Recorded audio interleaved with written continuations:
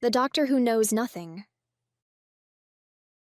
Casey dragged herself out of bed Wednesday morning, feeling like life had wrung her out like a bar rag and hung her over a radiator. Her head hurt. Her legs felt rubbery, and she was very, very aware of the product tied snugly around her hips. Great, she muttered, peeling it off. Another glamorous morning in Caseytown. She wrapped the used protection in 3 layers of grocery bags, because dignity still mattered in small ways, and tossed it in the trash like it offended her. Then she got dressed for her real doctor's appointment. The primary care physician. Dr. Harold Richardson had been her GP for 2 boring, unremarkable years. He was the sort of man who smelled faintly like coffee and disinfectant, with a mustache that was always about 2 days overdue for a trim. He walked into the exam room with a clipboard and an expression that suggested he would rather be golfing. "So, Casey," he said, flipping a page, "you're in a clinical trial?" "Yup," Casey said, "and I think it's messing me up." Dr. Richardson nodded like that was a normal sentence.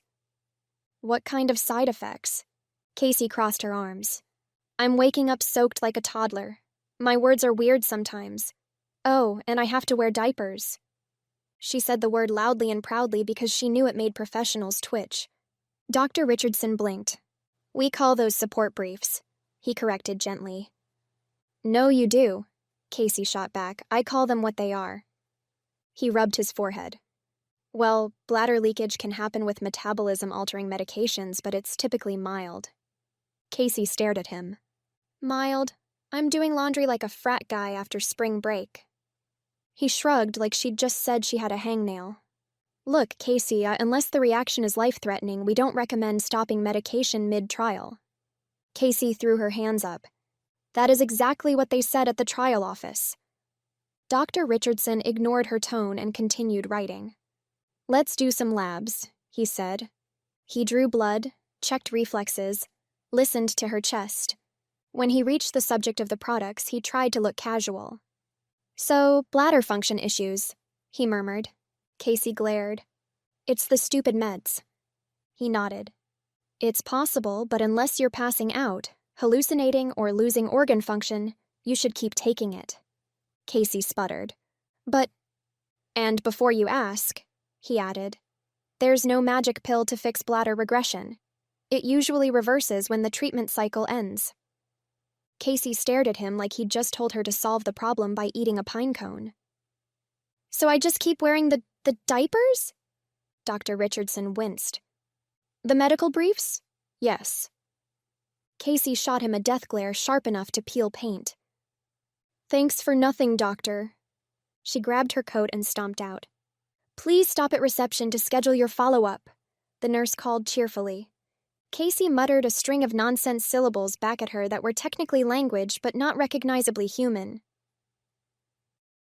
Return to normal life. Casey tried to push the madness away. She got dressed. She ditched the nighttime garment. She pulled on underwear because she wanted 1 hour that felt like adulthood. And she went to work. Coffee and chaos. Casey's workplace, a diner whose slogan should have been "We're open somehow," smelled like bacon grease, burnt toast, and despair.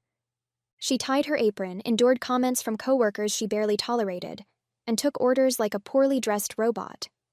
Everything was almost normal until someone in the kitchen dropped a giant metal soup pot. It hit the tile with a clang so loud it rattled her ribs. Casey slapped her hands over her ears and shrieked, "That hurts my ears!" Then she burst into tears. Everyone froze. Her boss, a man who resembled a retired forklift, stared at her. "What the hell, Casey? Go home, you're not right today." She grabbed her bag and fled before she started sucking her thumb out of pure panic. The puppy incident. On the walk to the bus home, Casey spotted a tiny fluffy puppy tied to a parking meter. Her brain short-circuited. "A whittle puppy!" she squealed, bending down to pet it. And she meant every word. Then she remembered she didn't even like dogs. She was a cat person with the attitude of an alley raccoon. Something deep inside her twisted. Back home. She peeled off her clothes, grabbed one of the dreaded products, wrestled into it, and glared at herself in the mirror. "What is happening to my body?" she whispered. Her reflection didn't answer, but the silence was loud. Moving up the appointment. She panicked and called the doctor back, forced a telemarketer out of the phone line through sheer desperation, and moved her next appointment up 2 days. She needed answers yesterday. She crawled into bed early, hoping sleep would behave. The knock. Just as she closed her eyes, there was a knock. 3 sharp raps. Casey shuffled to the door in her trench coat over her product because modesty was still a concept she clung to. A man stood there with a clipboard, a laminated badge swinging from his neck. "Hello," he said with professional cheer. "I'm here on behalf of the pharmaceutical sponsor for your trial. We need to ask you a few questions to ensure you're progressing safely." Casey swallowed.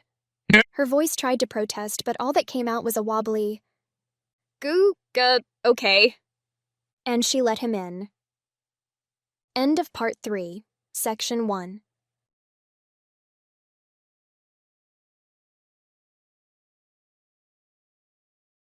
Thank you for tuning in to this edition of Mommy Sarah's Story Time. If you enjoyed the stories, please support the channel by liking and subscribing. Remember, my channel is not monetized, and I write most of the content myself. On occasions when I don't, it's sourced through emails from trusted contacts. Please feel free to like, share, and subscribe. If you're able to, consider making a donation to support our channel. Your support means a lot. Thank you so much for watching, and I look forward to sharing more stories with you.